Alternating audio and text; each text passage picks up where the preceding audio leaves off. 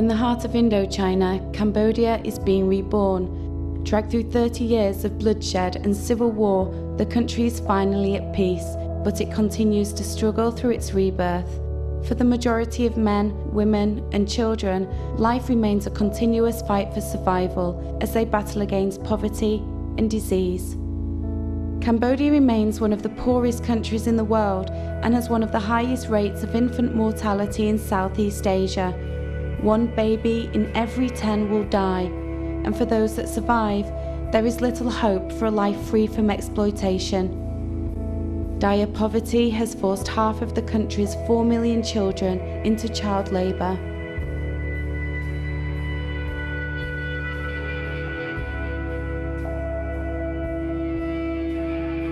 In Cambodia's capital, Phnom Penh, lies Stung Min Che Municipal Waste Dump.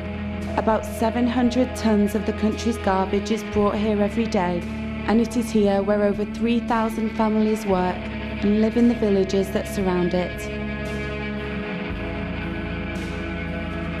24 hours a day, children scavenge across 100 acres of stinking, disease-ridden, rotting garbage in search of tin cans, plastic bags, glass bottles, and any scrap that can be sold and recycled. Often working 14 hours a day in the intense heat, many collapsing through exhaustion and hunger, children will earn as little as 50 cents a day.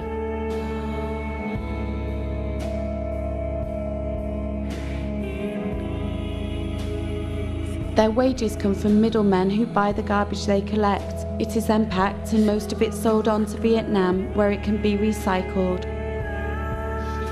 Children risk their lives every day, often cutting themselves on glass, dirty needles and syringes hidden amongst the rubbish. The people here have no choice but to use the dump as a toilet. There is nowhere else to go. Diseases are easily spread and epidemics of diarrhea are common. It is now the #1 killer of young children in Cambodia. A poor diet means most of the children are stunted or underweight. Desperate, they will eat old rotten food found amongst the waste. Many get injured by the bulldozers charging across the dump, and others put their lives at risk by jumping into the back of the garbage trucks to grab what they can before somebody else does. At least 20 children have been killed this way. Black smoke bellows from the dump night and day. Trash fires are burnt to ease the stench of rotting waste, but as the rubbish slowly smoulders, it creates methane, which in turn burns and fills the air with toxic fumes. In 2002, a Japanese study found dangerously high levels of dioxin in the soil and large amounts of heavy metals in the metabolism of children who work on the dump. Dioxin is a highly toxic substance, and children are most vulnerable to its adverse health effects. It can cause cancer and severe reproductive and development problems.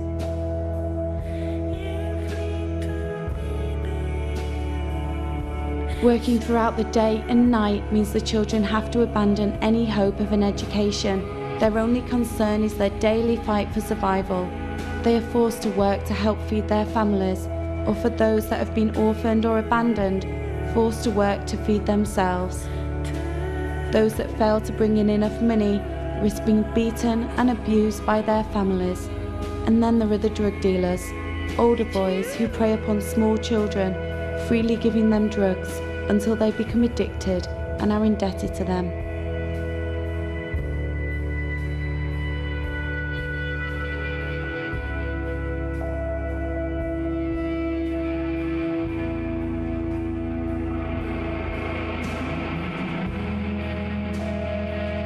The children have learnt to trust no one, not even their families.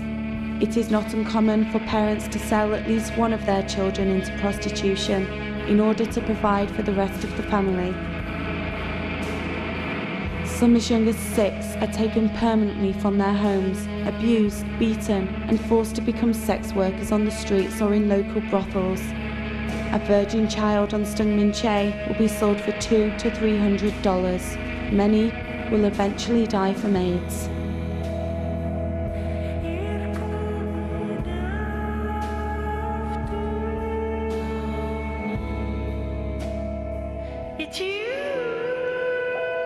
Afsreinak is 12 years old and used to be a garbage picker, but if she didn't earn enough money, her father would beat her until she lay unconscious.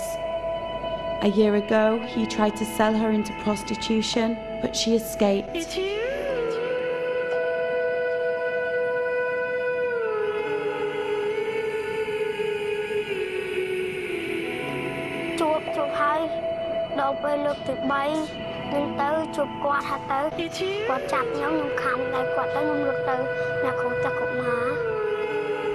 She was taken to a place called the Centre for Children's Happiness. CCH was set up in 2002 by Mr. Metsoka. He was an orphan himself, left alone after his whole family was killed during the Khmer Rouge regime.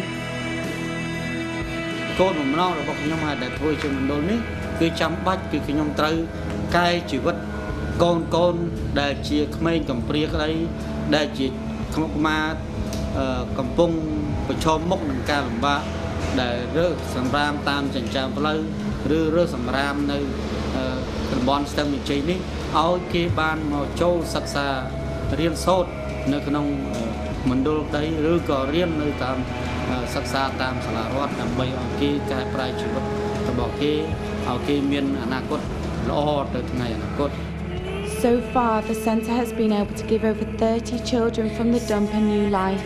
For the first time in their lives, they are given food and clothes, the chance to go to school, and the freedom to be a child, to play and speak without the fear of being beaten. The continuous efforts of CCH are assisted by the international organisation Bridges Across Borders, which works to form closer relationships between people from different countries. Their aim is to raise awareness in some of the world's more affluent countries about the plight of the world's poor. The organisation acts as a go-between by helping those who care give to those in need. Bridges has provided measles, mumps, rubella and tetanus vaccines to over 400 children working on the landfill. Children there are left vulnerable to these often fatal diseases, which could be prevented by a simple vaccination. Bridges Across Borders recruits volunteers from all over the world to work at the Centre for Children's Happiness to teach English and computer skills, as well as providing vocational training for the older children, life skills that will eventually help them earn a living. Through income-generating projects such as tailoring, construction and the raising of pigs and chickens, CCH plans to become more self-supporting. Bridges has created an endowment to ensure the orphanage's future is sustained, and due to the success of the centre, now seeks donors to fund a second CCH.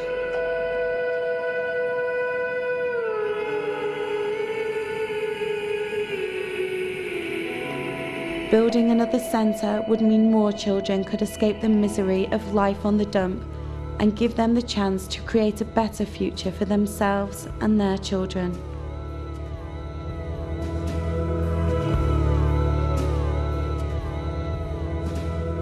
To learn more about the Centre for Children's Happiness and how you can help, log on to the website at www.cchcambodia.org or contact Bridges at bridgesacrossborders@juno.com.